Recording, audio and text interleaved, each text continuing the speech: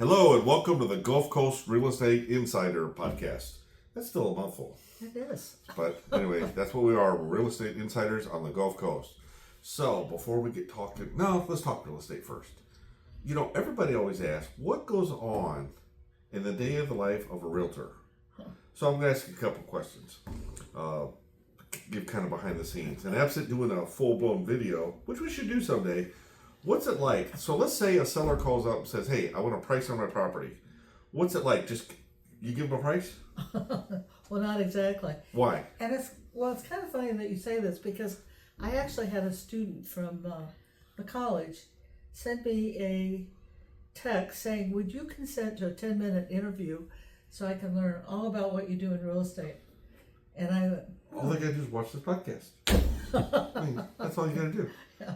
But 10 minutes, Okay. because when somebody does call in, like you're suggesting about a price, there's so much more that we need to know. First of all, we need to know where the property's located, what the size of the property is, the age of the property, how many square feet, what kind of lot is it on, what's the neighborhood. But there's more.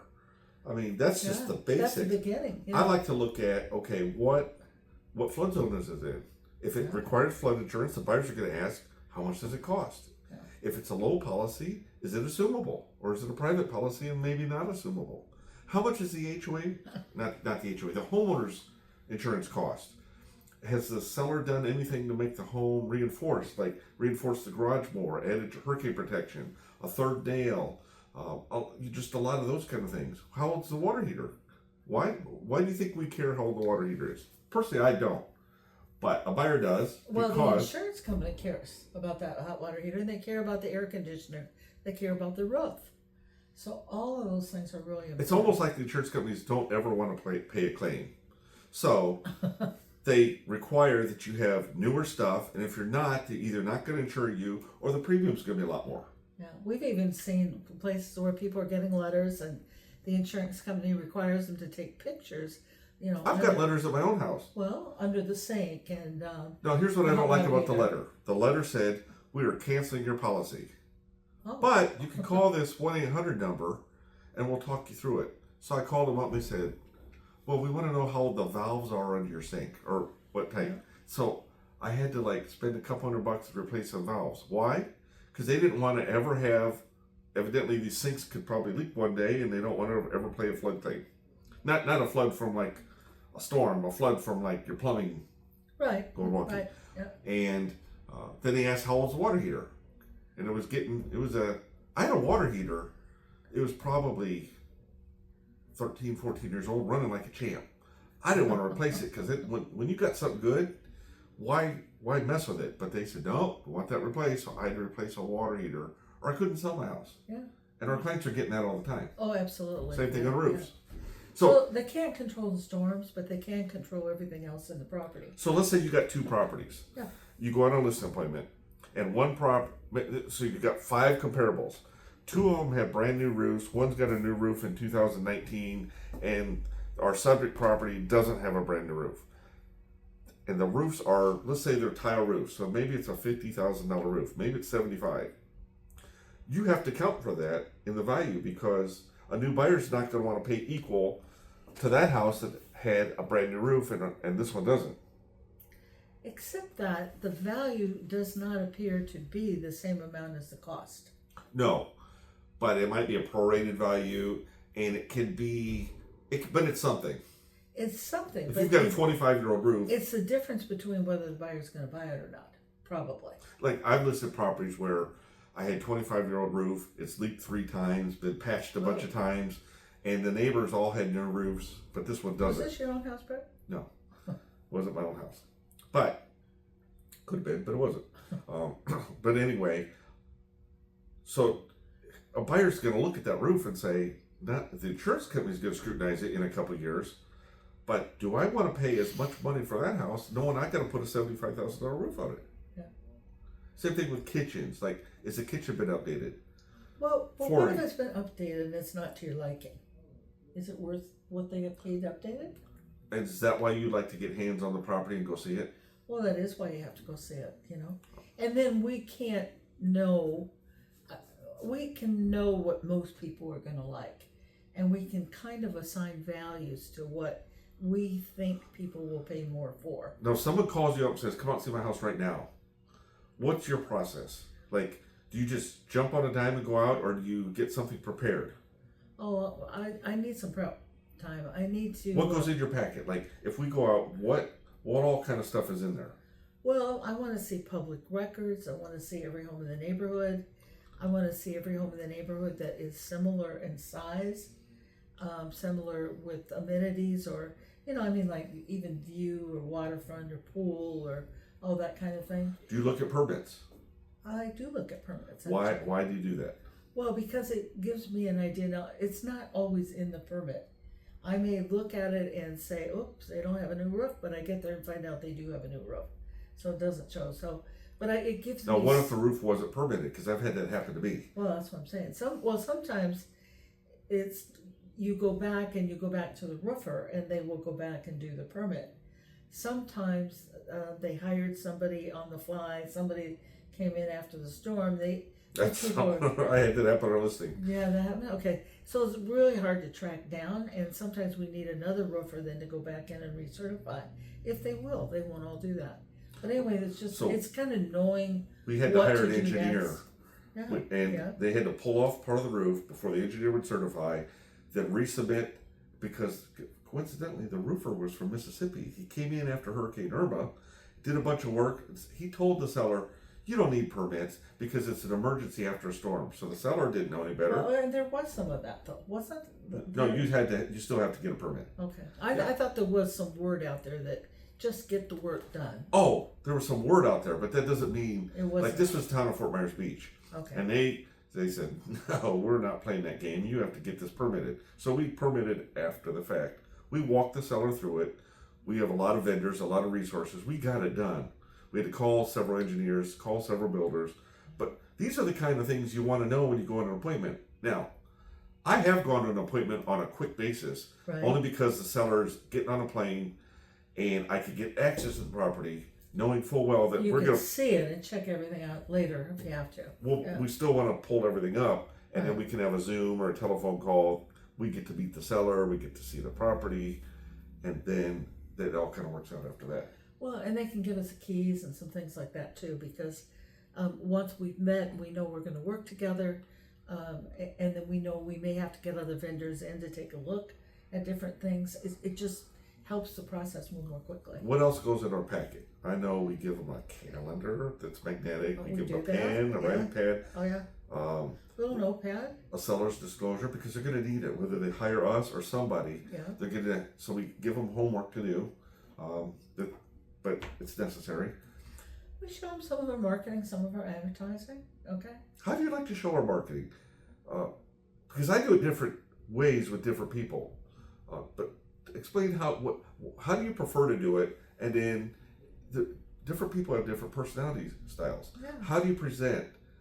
So look, first of all, tell me, before I get to personalities, how do you like to, in a perfect world, how would you just sit down and have a conversation, pull stuff out?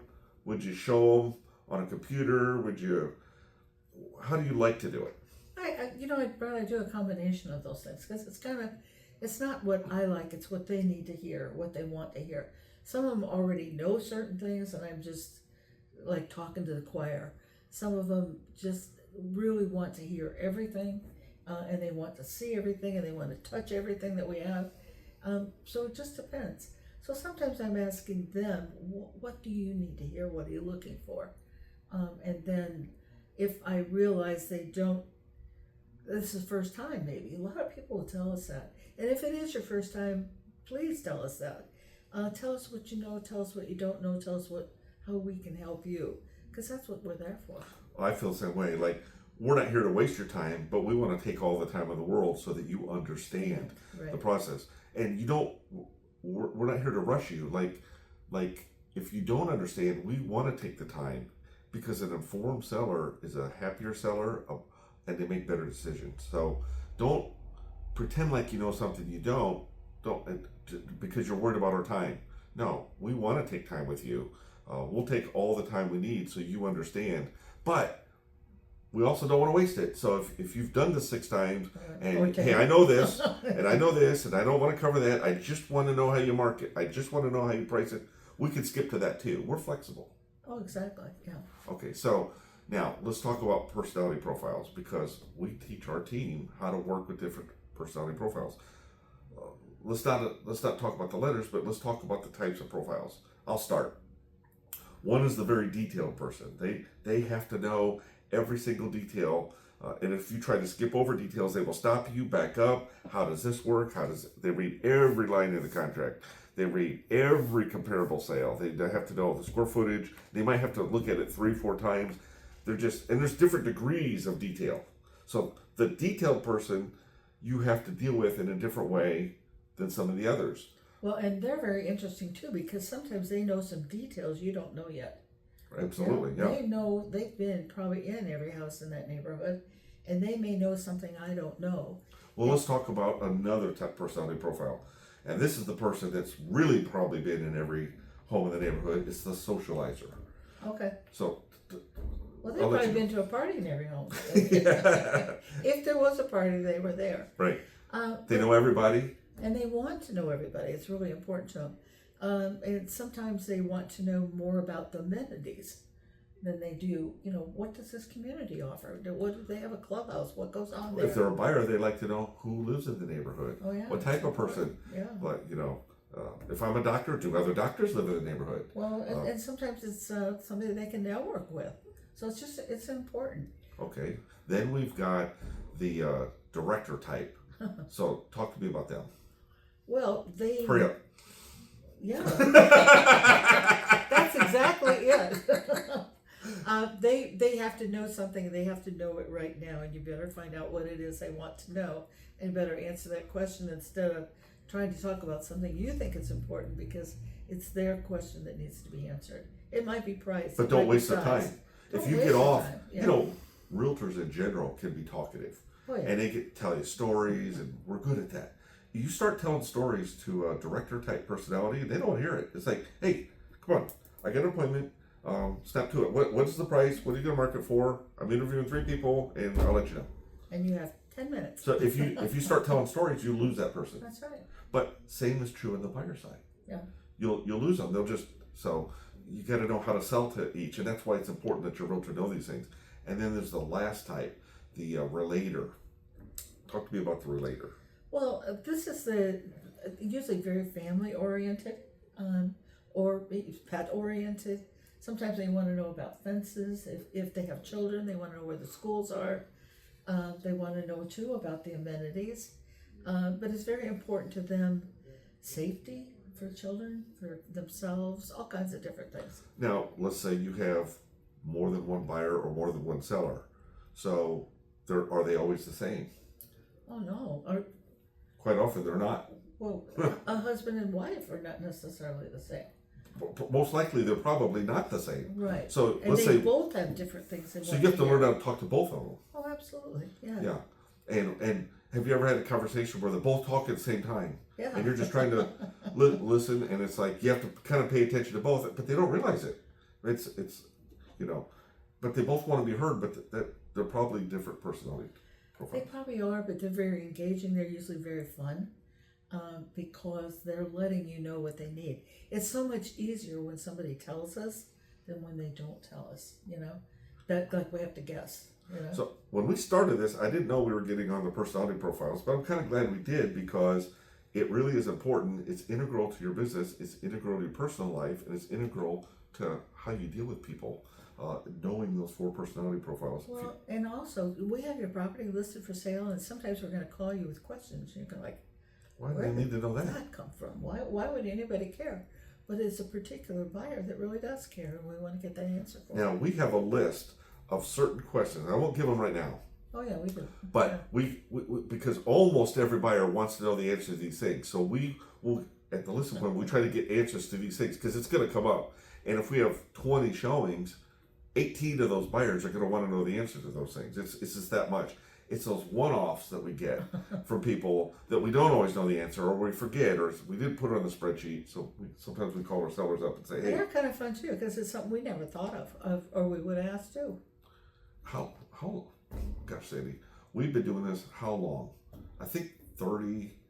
I've been doing it 37 or 38 years. You've been doing it a couple years longer than me. Yeah, So almost 40 almost years. 40. Yeah. And we still get surprised. Oh, I mean, yeah. we've been voted the best real estate team in Southwest Florida. We've sold over 6,000 properties. I think it's over, I don't know what it is. Yeah, but that's the fun part. The fun part is that every situation is different. And we still get surprised. Yeah, but I like that. So, Every day is different. Every situation is different. but I'll go to people that say, I've heard everything. Well, you know what? I guarantee you I haven't heard everything, because today, this afternoon, might be tomorrow, we'll hear something we've never heard before. And we'll say, we laugh and say, we can't say that anymore. What about that insurance guy that says he's heard it all or something? Oh, we know a thing or two because we've seen a thing or two. We're kind of like that. Yeah. We have seen a thing or two. But I guarantee they see things that they have to be like, oh my God. How did that happen? That, never seen that before. So, yeah. Anyway, since we're the Gulf Coast real estate insider, let's talk about something that happened on the Gulf Coast this last weekend. We had a big showdown in football, and I even posted something on our YouTube channel about Florida State and Alabama. So I had the spot right outside the stadium that we stayed at. It's pretty cool. But then we went in and saw Florida State and Alabama. I think a lot of people, they shocked the world. Florida State put it to Alabama, didn't they? Well, they did. Yeah, they certainly were not favored to win. Alabama was definitely the favorite. And but it was an interesting game. The games all weekend I thought were interesting. Well, and that's the cool thing about Florida. Alabama's been great for years, so we're not ripping on Alabama. But in Florida, college football is just better when all the schools are good. And I remember the days when Miami, Florida, Florida State were all playing for national titles, and they had to beat each other up. And you had to, if you won the state title, there's a good chance you might win the national title. It's just kind of been like that. We're getting back to that. So Miami had a close good game too. Game with Notre Dame, and they beat Notre Dame. Yeah. Florida State whomped on Alabama. Florida, I think, whomped on somebody, but they weren't a contender yet. But Florida, I was hearing their schedule is brutal. They have to play Florida State. They have to play Georgia. They have to play, I think they play Miami too. And it just goes on and on and on. They play like 6 or 8 top 25 teams. So if they make it through that schedule, I'll say they're the real deal. But they got a long way to go. It's a long season when you play that many teams. In Miami, they gotta play Florida State. They don't have a tough a schedule as Florida or Florida State, but you know they got a couple teams they got to get through too. So it's just kind of fun. When you come to Florida or the Gulf Coast, there's a lot of fun things to do. In the fall, football is it. In the and the teams down here are good. And the young kids are good. Phenomenal the facilities, talent. We got good baseball if you're into sports, yeah. And then you get into the winter and into the spring. You know, we've got NASCAR that comes to we kick off the season at Daytona. Baseball, Major League Baseball. We got a lot going on here. We got 2 teams here for their. We're in Southwest Florida. Yeah. We have Boston Red Sox and the Minnesota Twins. Yeah. But Port Charlotte has a team. I mean, just up and down the Grapefruit League. We got a lot of baseball if you're into that sort of thing. So we're not just beaches. I think that's what you're saying, right? We are beaches, but not just beaches. If we not were just restaurants. beaches, that wouldn't be a bad thing. Yeah, Our beaches are pretty good. We have good beaches. We have good restaurants. So, anything else we need to talk about? I mean, I feel like we did give a good behind the scenes what goes on when we get ready to go out on a listing. And we talked a little bit about buyers, the personality profiles, a little bit about football. I had to work that in somehow. Well, let us know what your questions are, because we'll be happy to answer those on a future podcast. And I'll tell you something else. On our YouTube channel, my buddy John and we started reviewing chicken wing places. And so we just did our first one. I have a feeling you had more fun doing that than. Oh no, that's all business. That's all business. We don't even really like chicken wings, but somebody said we should do it. So we said, okay, we'll do it if it needs to be done. So we had our first review last week. We're going to do it every month. And we even had some suggestions on where to go next. And I don't know if those came on the YouTube channel, if they came on Facebook, but if you've got suggestions on where to do these chicken wing reviews, we'll take that into consideration too.